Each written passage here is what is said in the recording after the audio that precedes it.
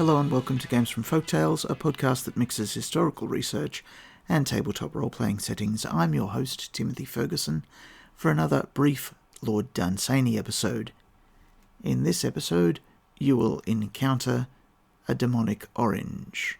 Statistics for the demonic orange will be found on the blog that accompany this podcast. Thanks again to the LibriVox narrators who record these stories into the public domain. Death and the Orange. Two dark young men in a foreign southern land sat at a restaurant table with one woman, and on the woman's plate was a small orange which had an evil laughter in its heart.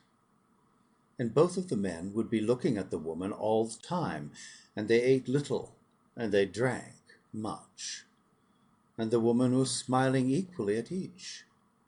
Then the small orange that had the laughter in its heart rolled slowly off the plate onto the floor, and the dark young men both sought for it at once, and they met suddenly beneath the table, and soon they were speaking swift words to one another, and a horror and an impotence came over the reason of each as she sat helpless at the back of the mind, and the heart of the orange laughed, and the woman went on smiling, and Death, who was sitting at another table tete-a-tete with an old man, rose and came over to listen to the quarrel.